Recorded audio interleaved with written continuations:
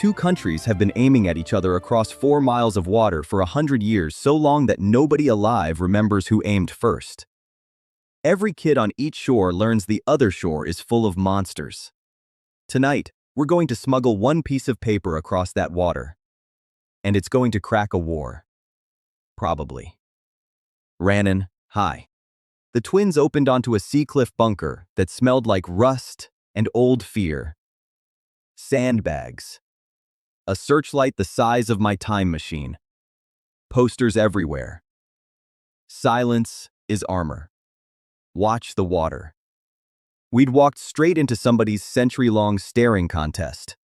Rannan rule number 1.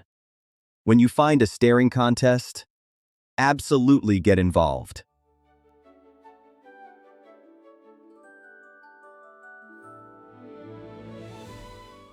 From the cliff, you could see the whole situation. The Strait of Glass. 4 miles of gray water. Our side. Red clay towers. Nation of Mar. Across, blue slate towers. Nation of Vesk. Identical fortresses. Identical searchlights. Even their flags. Same bird, opposite colors, both facing the water. Like the world had printed itself twice.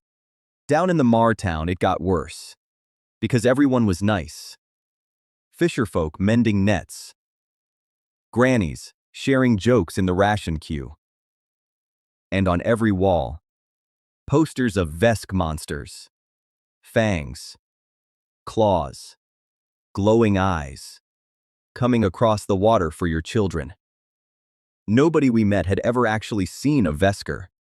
That's the thing about monsters. Distance feeds them. Aruna's scar tugged us to the schoolhouse. And a teacher named Mara. Chalk dust. Tired eyes. And a locked drawer she opened for us like it was contraband. Because it was.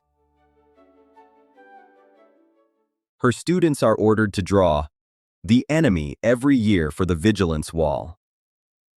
This drawer was everything they drew when nobody was ordering them. Boats. Kites. A grandmother holding a fish bigger than the grandmother. A house with too many windows, and a sun in every one. And a comet. With 2 tails. Over the strait, dated last spring. A slide of the Vesk. Google, spooted. They're not afraid of Vesk. They're afraid of disappointing us. The fear is homework. I have never hated a wall display more. Back at the door, Annika found what the maze was up to. Our corridor had 2 mouths. The twins, remember? One opened here, on the Mar shore. The other, 4 miles of hostile water later, on Vesk. An impossible shortcut across an impossible border.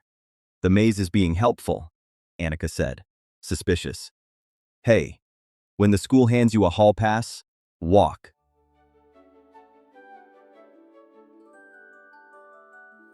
So we walked.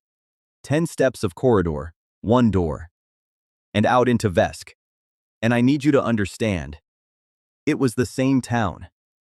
Blue slate instead of red clay. And everything else copy-pasted.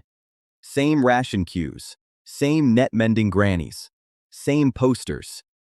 Except their monsters were Mar. Vasha said it first. They're already one country. The water just forgot.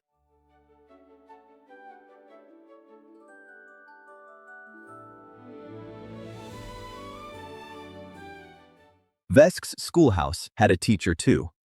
Joss. Younger. Jumpier. Same locked drawer. Same secret stack of what kids draw when nobody's ordering them. And on top, a comet. 2 tails. Same spring night. Same crayon sky. Drawn by 2 kids 4 miles apart who've been taught they're each other's nightmare. My hands were actually shaking. Hiantu. Vasya ran her own investigation. She ate on both shores in one afternoon. Because the maze door made us the only beings in history who could. Verdict. MAR sea chowder and VSK sea chowder are the same recipe. Both swear they invented it. Both cook it for festivals. Both put the pepper in too early. Her words. Don't write to me. Then, that night, the whole world nearly ended because of a window. A Vesk lighthouse lamp flashed twice. A cleaning rag. We found out later. Mars Tower read it as a signal and lit their long lamp in answer. Vesk answered the answer. It's called the answer doctrine. Every signal must be answered stronger. Nobody may blink. Ever. 2 towers. 2 admirals. Corvain of Mar, iron beard, iron voice, keeps his dead brother's compass on the windowsill, facing Vesk.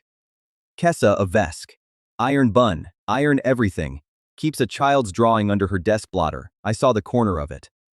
2 people absolutely done with this war, commanding it anyway. Because lowering first looks like losing. Hearth Council. You can't argue with 100 years. Annika ran the numbers. A treaty would take decades, nobody has. But every night at Bell 9, fog rolls up the strait like a curtain, and both shores point their searchlights at it, watching for invasion. Wait. Say that again, slower? Every night, both nations stare at the same giant white screen. Oh. The heist? Then, Annika and I would convert both long lamps into projectors, lens contact plates, lens plates, drawing frames. Doc, don't tell anyone how easy that is. Arun and the teachers would choose the drawings. Mar kids, Vesk kids, shuffled blind. And Vasha would handle the guards the Vasha way. A soup so good that watching the water becomes somebody else's problem. One problem. The VESK lamp needed its lens plates carried up that same night. And the maze door had wandered. Corridors shift here too. Apparently, the maze has jokes. So, the old ferry cable. Hand over hand. 400 hand impounding hand vad uncertrans after kames cuftedly in my heens. He stots on the flanks of hand for your mother and stredgely starfsts. Work. 400 hand. 400 feet of black water under my sneakers. Lens plates on my back. Laughing in the way where you might also be screaming. Worth it. Halfway up the Vesk Tower stairs, I met a guard coming down. Career over? Nope. Because right then, Vasha's soup cart reached the guardhouse below, and the smell went up that stairwell like a fire alarm. Made of dinner. The guard looked at me.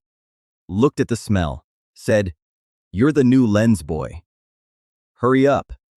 And ran. I love our team. Bell 9. The fog came up the straight, right on schedule. A wall of white 100 feet tall. Both long lamps swiveled, same as every night, for a century. Except tonight, on each shore, a teacher had her hand on the switch. And neither lamp pointed at the enemy. Both pointed at the fog. Deep breath, Hiantu. Watch this. The first drawing hit the fog 40 feet tall. A little boat with 2 suns. Crayon waves. A stick figure fisherman waving. It hung over the strait like the friendliest ghost in history. On both shores, 10,000 people who'd come out expecting invasion stared up. You could hear the silence across 4 miles of water. Then a kid on the Vesk quay screamed, "That's mine!"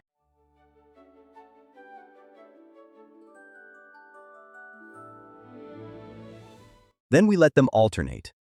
Mar kid. Vesk kid. Mar. Vesk. Kites. Grandmothers. Houses with too many windows. No labels. That was Arun's genius. So nobody on either shore could tell which side drew what. They started guessing out loud. They started guessing wrong. And every wrong guess was the whole point, detonating quietly in 10,000 heads. And then the finale. 2 comets, side by side. 2 tails each. Same spring night, same crayon sky. One drawn on the red shore, one on the blue, and not even the teachers could say anymore which was whose. These are ours. And theirs. Your monsters draw the same sky your children do. Corvain's tower could have shot our lamp dark. The answer doctrine demanded an answer. Stronger. And the old admiral looked at his brother's compass and gave one. He ordered Mars' lamp loaded with Mars' own drawings and aimed at the fog beside ours. He answered, children with children. Across the water, Kessa's lamp flared back. Strongest answer on record. They didn't sign a peace that night. 100 years doesn't fall in one evening. What happened was smaller and bigger. The fairy lights came on. First crossing in a century, scheduled for dawn.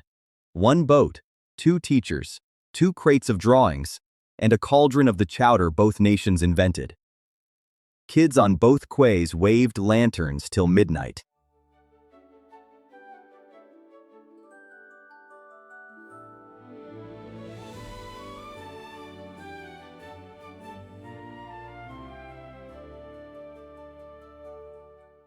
Both twin doors lit at once. One sigil made hole across the pair, like something that was cut finally healing its seam. Back in the hub, the keystone kindled mark number 4. The maze counted the twin shores as one world. Of course it did. It knew that before we ever came. Maybe that was the entire lesson.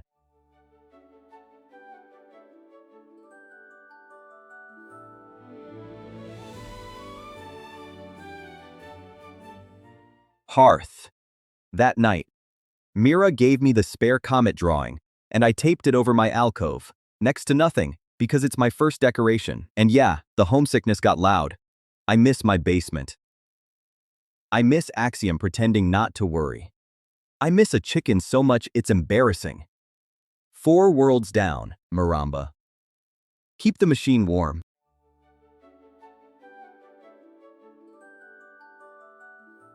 The next door's already glowing across the hub, and this one's different.